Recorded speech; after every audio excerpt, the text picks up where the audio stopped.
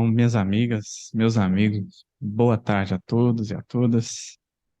Antes de mais nada, dizer da minha alegria de poder estar aqui presencialmente, depois já de alguns anos, né, fazendo virtual, podendo agora presencialmente encontrar, abraçar, né, conversar olho no olho. Agradecer a Fátima pelo convite, embora tenha sido uma coincidência, né? A gente não havia de fato planejado a vinda, mas coincidiu que a gente estava aqui e aí a gente pôde atender ao chamado e fico muito feliz mesmo, feliz de encontrar os amigos do CT Seguir também e cumprimentar os nossos amigos que acompanham pelo Zoom.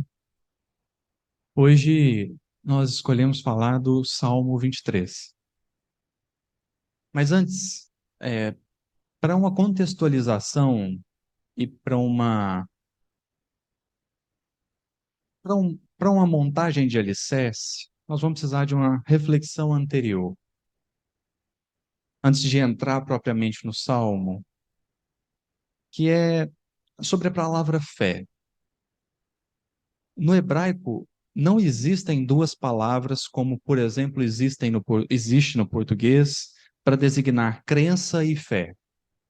No hebraico é uma só, emuná. Porque para o povo hebreu não eram dois conceitos, era um conceito só. É claro que faz sentido termos os dois, mas é que, para a mentalidade do hebreu, quem crê, confia. Quem crê, tem fé. Crer e não ter fé é uma compreensão nossa, que não era deles.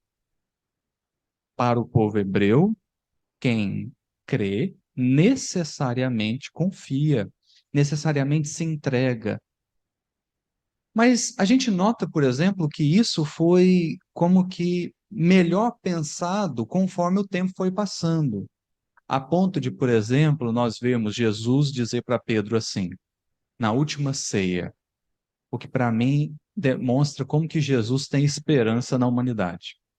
Je- Jesus diz para Pedro assim: E tu, Pedro, quando te converteres, confirma a teus irmãos. Última ceia, né?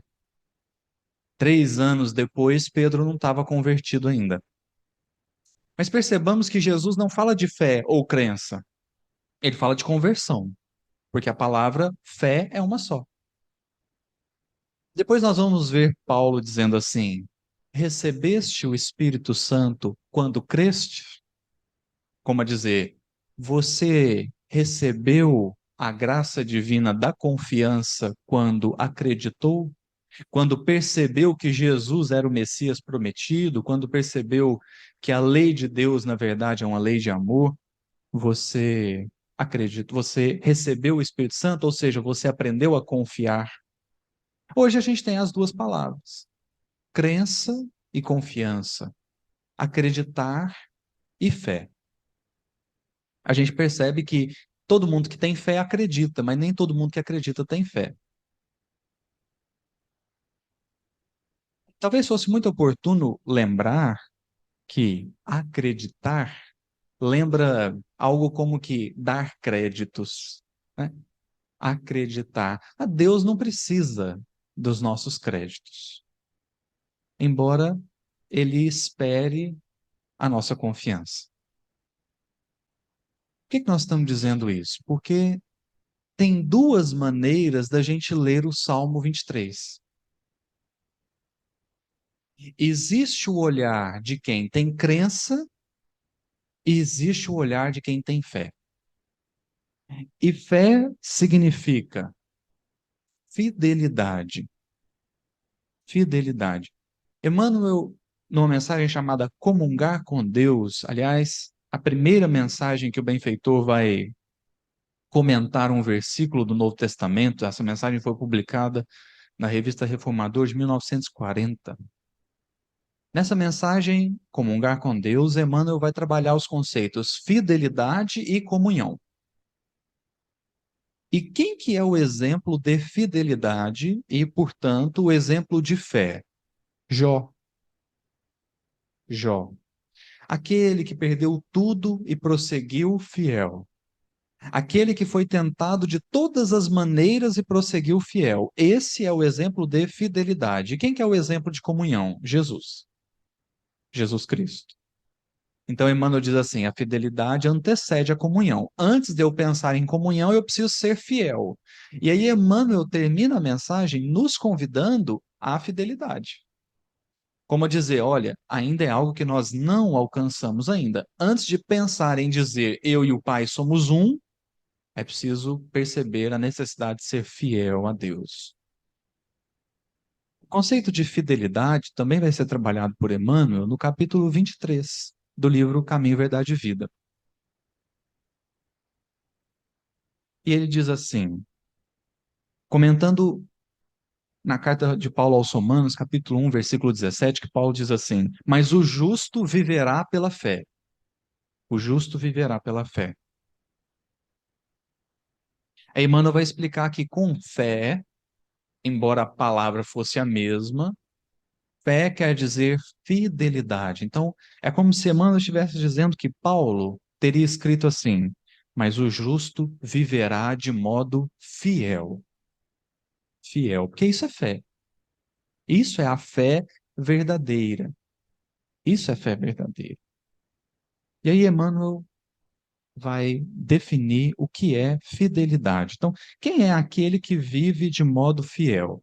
Aí ele diz assim: os dias são ridentes e tranquilos. Então, percebamos a construção de Emmanuel. Os dias são ridentes e tranquilos, está tudo certo.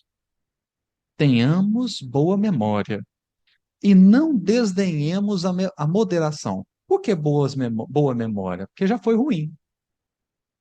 Se hoje os dias são ridentes e tranquilos, nem sempre foram assim. Então tenhamos boa memória e não desdenhemos a moderação. São escuros e tristes? Confiemos em Deus, sem cuja permissão a tempestade não desabaria. Veio o abandono do mundo? O Pai jamais nos abandona. Chegaram as enfermidades, os desenganos, a ingratidão e a morte? Eles são todos bons amigos, por trazerem até nós a oportunidade de sermos justos, de vivermos pela fé, segundo as disposições sagradas do cristianismo. Estou lendo isso aqui para a gente perceber que ser fiel não é fácil, porque ser moderado nos dias ridentes e tranquilos é tranquilo, é fácil. Agora, o mundo me abandona e eu não me sentir abandonado porque Deus não o faz, é mais difícil. Inclusive, Emmanuel escreve no Justiça Divina, ele encerra uma mensagem, o capítulo 10, ele encerra dizendo assim: um dia Jesus esteve abandonado e crucificado, sozinho, abandonado pelos amigos, desacreditado pelos beneficiários. Aí ele encerra dizendo assim: todavia, ele com Deus e Deus com ele formavam a maioria. Então ele era sozinho, mas Deus estava com ele. Então ele era a maioria, mesmo sozinho. Essa é a compreensão do fiel, do fiel. E por que então que nós estamos dizendo isso? Porque o Salmo 23, ele pode ser lido com a compreensão do crente. O que que significa o crente? Não é o pessoal da igreja evangélica, não. É quem tem crença. E quem tem crença nem sempre alcançou a amplitude da fidelidade. Então, a questão não é se acredita ou não acredita. A questão é, você já passou a confiar em Deus? Eu, sobretudo aqui em Vila Velha, eu ando muito no banco do carona. E eu acho que confiança é você estar no banco do carona sem ficar pisando no pedal invisível do freio, não é? Isso é confiança. Você está vendo o carro da frente parado e você não pisa no freio invisível. Você confia no motorista. Isso é confiança. Isso é fidelidade. E há uma grande diferença entre o crente e o fiel. Existem várias diferenças, mas uma delas é talvez a fundamental, a primordial, e seria a diferença mais importante, que é, nós percebemos que o crente, aquele que acredita em Deus, ele confunde um pouquinho propósito com consequência de atingir o propósito. E o fiel tem isso muito claro. O que eu estou querendo dizer? O crente é assim, é, nossa, você está trabalhando muito, né? Ele fala assim, tô trabalhando muito. Fala assim, por quê? Fala assim, porque eu tenho muito débito. Esse é o movimento da crença. Por quê? Porque se eu trabalho porque eu tenho muito débito, fica uma pergunta por detrás, que é, se não tivesse débito, não trabalhava? A motivação do trabalho é o débito que eu tenho? O trabalho que eu estou fazendo é sobre quem? É sobre eu? Sobre mim? Ou sobre o próximo? O trabalho da caridade é para atender a minha necessidade, o meu débito? Ou é para suprir uma necessidade do outro? Percebamos que há aqui talvez uma escada de compreensão. Eu posso começar a trabalhar para pagar os meus débitos, mas é fundamental perceber que você só paga débito quando essa não é a sua preocupação. Porque pagar débito significa reajustar-se com a lei. E a lei é de amor. O que é reajustar-se com a lei de amor? Amar. E você já viu alguém que ama preocupado consigo mesmo? Então Kardec diz assim no Céu e Inferno: o espírito é sempre árbitro da própria sorte, podendo dificultar a sua passagem pela pertinácia no mal ou suavizar os seus sofrimentos e até anulá-los pela prática do bem. O que Deus quer por fim do sofrimento é o aprendizado do amor. Então o crente ainda está olhando para si, percebe? Ele trabalha para pagar os débitos dele. Ele não trabalha pelo outro. Então o crente é aquele que vai distribuir cesta básica e fica bravo com a pessoa não agradecer. O crente é aquele que vai servir o prato de sopa e está contando o tempo aqui, porque tem que acabar às 7, porque 7h30 ele tem um compromisso. Isso é para a gente ter um olhar mais até caridoso com a gente mesmo. Porque Emmanuel trabalha o conceito de fidelidade como algo a ser alcançado. Então, tenhamos bom senso. Ainda não alcançamos de fato. Queremos alcançar. Isso é importante. Por que eu disse que o crente confunde propósito com consequência de cumprir o propósito? Pensemos na questão do trabalho. Se eu trabalho servindo o outro, colocando a necessidade do outro no centro da minha ação, eu estou ali para suprir o outro, isso é propósito. Qual que é a consequência de cumprir o propósito? Quitar a débito. Reajustar-me com a lei. Porque eu só desajustei porque eu deixei de amar. A partir do momento que eu coloco o outro no centro da minha ação, eu estou praticando esse amor e, portanto, reajustando-me com a lei. Então, perceba que consequência de cumprir o propósito é diferente de propósito. O meu propósito no servir ao bem não é os meus débitos, não são os meus débitos. Mas, uma vez que eu assim faço, naturalmente, ou por consequência natural, os meus débitos são ajustados. Até por isso que eu não gosto muito da palavra débito, mas tudo bem. Dá a ideia que a gente precisa. O fiel não. O fiel já entendeu que o centro da ação dele tem que ser o outro. O motivador do trabalho não sou eu. A grande motivação, o grande propósito do trabalho é o outro, é a necessidade do outro. É o que ele de fato precisa. Então, o que que a gente nota? Que o crente, ele quer, ele quer encontrar satisfação dos próprios desejos, dos próprios anseios, dos próprios projetos. E o fiel? O fiel quer alcançar a vontade divina. Não como quem quer suprimir a própria vontade, mas como quem já entendeu que a vontade divina é perfeita e, portanto, seria muito inteligente da nossa parte aproximar a nossa vontade imperfeita da vontade perfeita de Deus. É um movimento inteligente. Por quê? Porque ele é a inteligência suprema.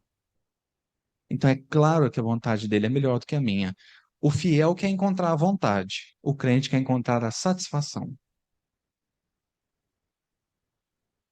dos próprios interesses. Então Paulo escreve assim aos Filipenses: porque todos buscam o que é seu e não o que é de Cristo Jesus. Porque desde a época de Paulo, nós já buscávamos os próprios interesses, os nossos próprios interesses. Então, é como se a gente dissesse para Deus assim: não me interessa que a sua vontade é perfeita, ela não é a minha, então eu quero a minha. E foi exatamente isso que nos trouxe até aqui. Eu fico me perguntando assim, né? O que que nós estamos fazendo aqui ainda? Que nós já não estamos assim com o Bezerra, trabalhando junto com o Bezerra de Menezes. O que que nós estamos fazendo aqui ainda? Será que não seria um convite da vida a dizer assim: para de buscar os seus próprios interesses e procura os interesses de Deus, ou a vontade divina, né? Então eu queria ler o Salmo 23 com esses dois olhares. E vocês vão ver que vai ficar interessante. Vai ficar interessante. Eu até vou pegar aqui uma tradução que é mais comum. Nós não vamos ficar fazendo correção de tradução, não. Só uma palavrinha. Mas como esse salmo é bastante conhecido, a gente pega uma tradução mais comum que é mais fácil. O primeiro versículo do salmo diz assim: o Senhor é o meu pastor e nada me faltará.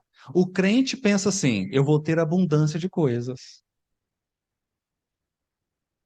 nada me faltará. Então eu nunca vou passar necessidade, eu nunca vou passar fome, eu nunca vou passar problema, nunca vou passar dificuldade financeira e minha saúde vai ser sempre incrível, porque o Senhor é meu pastor e nada me faltará. Esse é o crente.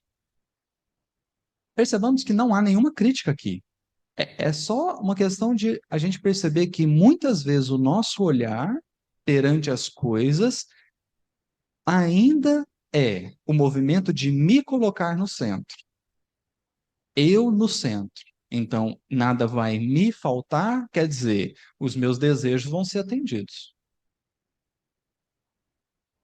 A questão é que, aí aqui é a única hora que a gente vai fazer uma questão de tradução, porque o nada me faltará, ele seria melhor traduzido por não me faltará. E aí o versículo 1 seria assim: o Senhor é o meu pastor e não me faltará. Ou seja, Deus jamais nos abandonará.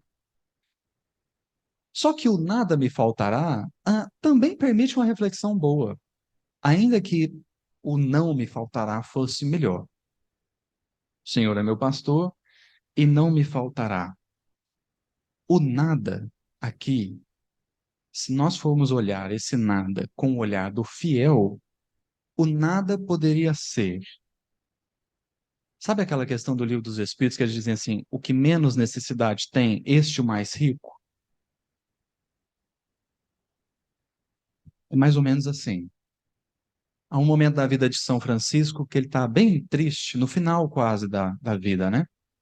Em que ele percebe que a obra, né, que tudo que ele tinha feito iria desandar. Ele viu que tinha chegado gente com menos propósito. Ele ficou bem abatido, e aí a irmã Clara, muito ligada a ele, havia chamado ele já umas duas vezes para ele ir lá. Ele falava assim: eu não vou lá não, porque ela vai olhar nos meus olhos e vai perceber que eu não estou bem e eu não quero conversar sobre isso. Aí ela insistiu, insistiu e ele foi. Eles conversaram e aí a irmã Clara disse para ele assim: Pai Francisco, a obra é o último bem que Deus pede para o senhor entregar. Deus é e basta. Tudo mais é secundário. Tudo mais é apêndice. Tudo mais é periférico. Deus é e basta. O Senhor é meu pastor. Nada me faltará.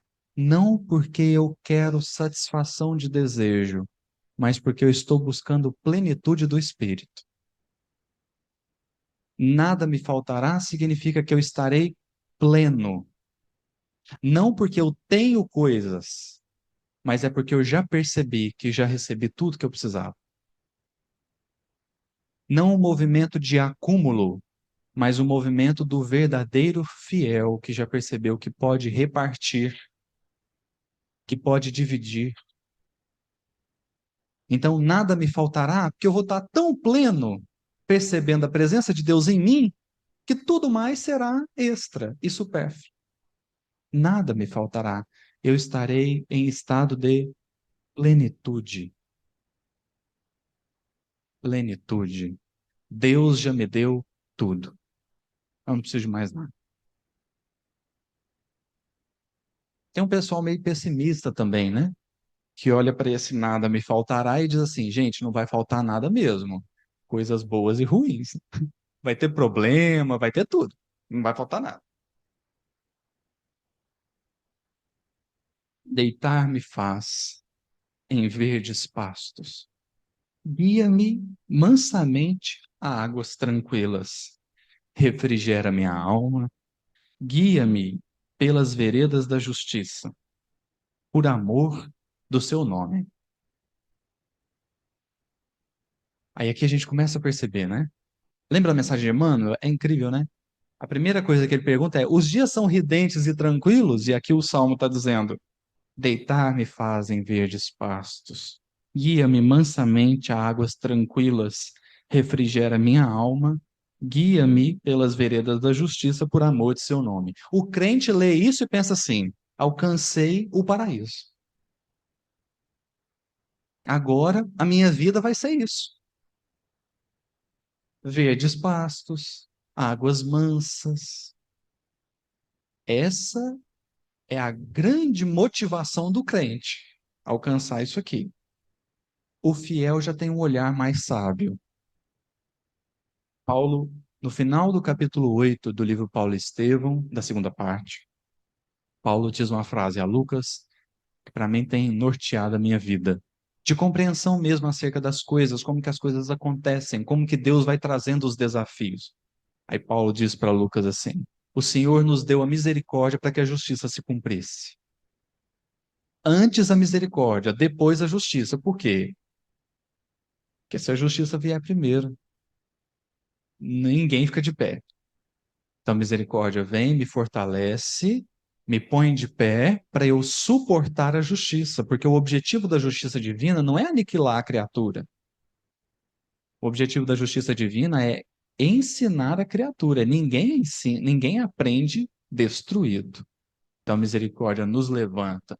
Primeiro a gente vive um momento bom, depois um momento ruim. Isso não é pessimismo, não. Isso é lei divina. Porque o objetivo da lei é pedagógico. Pedagógico. Então, primeiro ele me põe em condições de aprendizado.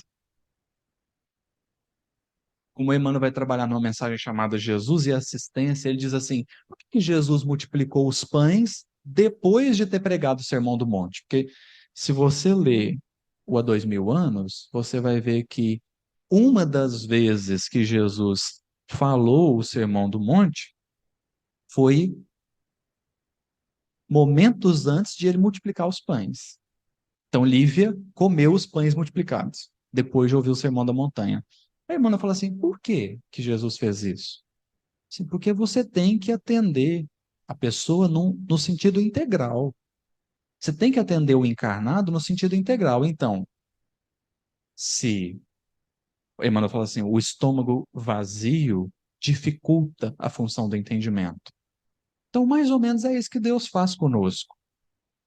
Ele nos prepara para que a justiça venha, não porque ele quer ver a gente sofrer, é porque por misericórdia ele nos colocou em condições de aprendizado. para então viver os testemunhos. Ou você preferia que os testemunhos viessem sem as condições de aprendizado? Então, o problema do crente é que ele quer viver as águas tranquilas para sempre. E aí é frustrante. Por quê? Porque não é assim. Não é assim. Então, a vida tem dessas coisas. E não adianta a gente ficar pensando assim: nossa, mas se eu tivesse escolhido outro caminho, ia ser melhor. Nossa, mas se eu não tivesse estado ali, dito isso, feito aquilo. O grande problema é que a gente só conhece as dores da vida que a gente viveu, né? Então, essa ideia de, nossa, se eu não tivesse feito, se eu não tivesse ido, talvez é só um mecanismo nosso para evitar o aprendizado. Mas a justiça, por ser pedagógica, ela nos conduz ao aprendizado. É por isso que o Salmo não para aqui.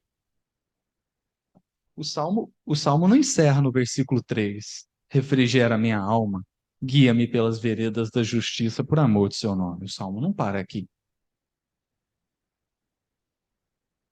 Ainda que eu andasse pelo vale da sombra da morte, não temeria mal algum, porque tu estás comigo. Por isso que o primeiro versículo é não me faltará. Esse versículo aqui confirma isso. Tu estás comigo, então não há receio. A tua vara e o teu cajado me consolam. Isso aqui o crente não entende. Porque ao vir a dificuldade, o crente se perturba e o fiel compreende o propósito. Esse é o grande fluxo da vida, crescente, decrescente, primavera, outono, verão, inverno, faz parte. Faz parte da caminhada humana, ora está no pico e ora está no vale. É assim. Porque, na verdade, perfeição é resultado de experiência. O perfeito não é aquele que simplesmente aprendeu a amar. O perfeito é aquele que também conhece as dores do ódio, o peso da mágoa, a dificuldade do crime. O perfeito também conhece isso. André Luiz, quando ele é recebido no hospital de Nosso Lar, Clarencio diz para ele assim: nós também já perambulamos pelas regiões de onde saíste. E aí você vê que não há nenhum movimento de condenação do Clarencio. E faz parte, né, da vida. Agora, essa é a parte que eu acho mais legal. Preparas uma mesa perante mim, na presença dos meus inimigos. Unges a minha cabeça com óleo, o meu cálice transborda. O crente olha isso aqui e pensa assim: chegou a hora da vingança. Prepara a mesa com os meus inimigos, eles vão ficar sentados me olhando comer. Eles vão ver o meu sucesso. Eles vão estar ali tudo de espectador e Deus me servindo. Mas aí fica uma pergunta: Deus também não é pai dos inimigos? E se os inimigos rezarem o Salmo 23? Como é que fica, né? Então, o crente olha para isso aqui e pensa assim: vai chegar minha hora. Ou o crente é aquele que diz assim: você me prejudicou? Fica tranquilo, a lei divina vai te pegar. Nossa, quanto ódio tem nessa frase! Quanto desejo de mal tem nessa frase?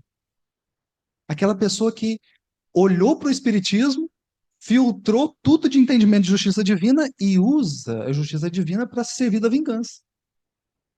Como dizer assim, eu não posso me vingar, mas Deus vai me vingar por mim. Então a pergunta para a gente ler isso aqui com o olhar do fiel é: onde você acha que você vai estar? nessa mesa preparada, na presença dos seus inimigos, você acha que você vai estar na mesa ou você vai ser o garçom da mesa? Deus vai te pôr, vai nos colocar para esbanjar na frente dos inimigos ou ele vai mandar nós servirmos os inimigos? Eu acho que isso aqui é fantástico, porque a mesa está preparada. Então Deus me dá inúmeras situações, não é para eu me vingar do meu inimigo, é para eu servi-lo, porque eu não estou buscando satisfação. Eu deveria estar buscando plenitude. E só quem conseguiu perdoar sabe do que eu estou falando. Só quem já conseguiu fazer o movimento do perdão entende o que é a diferença entre satisfação e plenitude. Como o Haroldo comentou numa palestra lá em Belo Horizonte, ele diz assim: perdão é não ser juiz em causa própria. Ou seja, é entregar a justiça para Deus e viver a reconciliação. Então, a plenitude do espírito seria reconectar-se com o que se é. Porque veja, tem uma cena, eu sempre cito essa cena, a cena do filme do Divaldo, até aniversário dele ontem, né? Qual é a cena? Aquela, não sei quem já assistiu o filme do Divaldo, é aquela cena que ele tá com o bebezinho no colo, né? Ele tá cuidando do bebezinho ali, e aquele obsessor de séculos aparece, começa a falar com ele, né? Sabe, você consegue amar esse bebê? O Divaldo fala, sim, eu consigo amar. E aí o obsessor fica extremamente sensibilizado, porque aquele bebê era a mãe dele reencarnada, né? E aí o diálogo vai se desenrolando, e aí o obsessor diz para ele assim: eu não consigo pôr essa máscara da bondade que você colocou. E aí a resposta do Divaldo é extraordinária, que ele diz assim: não é pôr a máscara da bondade, é tirar a da maldade. Porque um filho de Deus não pode ser mau em essência. Ele está desviado do propósito, mas em essência ele não é mau. Então, evangelho não é mudança de essência. Jesus não veio para mudar a nossa essência, Jesus veio para resgatar a nossa identidade. Porque a gente está tão desviado do caminho que a gente chega a acreditar que é perverso. Mas isso é um contrassenso. Um filho de Deus não pode ser perverso. Então, a mesa está preparada não é para a gente esbanjar na frente do inimigo, porque isso não resgata a identidade. O que resgata a identidade é te colocar, é me colocar para servir o inimigo, para a gente perceber que é capaz de amar. Porque talvez o ápice do amor é o amor ao inimigo. É aquele que me fez mal, é aquele que me prejudicou, aquele que me trouxe prejuízo. Quando eu recebo o mal e devolvo o bem, aí eu alcancei plenitude. Porque quando Emmanuel compara a mente com o espelho, no primeiro capítulo do Pensamento e Vida, ele faz isso, né? Ele diz assim: a mente é o espelho da vida em toda parte. Então pensemos, o melhor espelho talvez fosse aquele que, não obstante o que receba, sempre refletirá o Criador. Sempre refletirá o Criador. Ou seja, não importa o quanto mal eu receba, eu sempre retornarei o bem. Isso é plenitude. Isso só quem alcançou esse estado de plenitude pode fazer. Por isso que Jó é o exemplo de fidelidade. Que o diabo tentou ele de tudo quanto é forma e não deu certo. Certamente, aí para terminar o salmo, né? Certamente que a bondade e a misericórdia me seguirão todos os dias da minha vida e habitarei na casa do Senhor por longos dias, ou, dependendo da tradução, para todo sempre. Isso significa reconexão com a própria identidade. Quando Emmanuel diz no Fonte Viva, né, no capítulo 30, ele diz assim: Também o Espírito traz em si o gene da divindade. Nós estamos em Deus quanto Deus está em nós. É basicamente isso que ele está dizendo. O movimento da fidelidade é aquele que já se reconheceu filho. O crente talvez ainda se sinta servo. O fiel já se sentiu filho. Tem uma diferença grande. Porque o crente faz para receber. E o fiel faz porque já recebeu. O crente espera pagamento. O fiel distribui bênçãos. Porque ele já sabe, ele já entendeu que Deus já lhe deu tudo que deveria dar. Que Deus já lhe proveu o que era necessário. O resto, o resto é partilha. Por isso que há uma fala de Aulos nos domínios da mediunidade que eu gosto muito. Ele diz assim: onde o amor não sabe dividir-se, a felicidade não pode multiplicar-se. Então, o fiel a Deus, aquele que vive, nas palavras de Emmanuel, né, de modo invariável, Emmanuel diz assim: Paulo queria dizer, no o justo viverá pela fé, Paulo queria dizer que o justo será sempre fiel, viverá de modo invariável. Porque a maior característica do crente é a inconstância. Hoje ele vem, amanhã a gente não sabe. Porque hoje ele vem para suprir uma necessidade. Supriu, ele vai embora. Então ele é inconstante. Ele é variável, mas o fiel não. Porque o fiel alcançou o propósito. O fiel descobriu o propósito.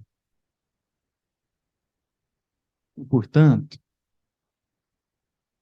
quando a gente compreende isso, quando a gente compreende isso, a gente entende algo sublime do Evangelho,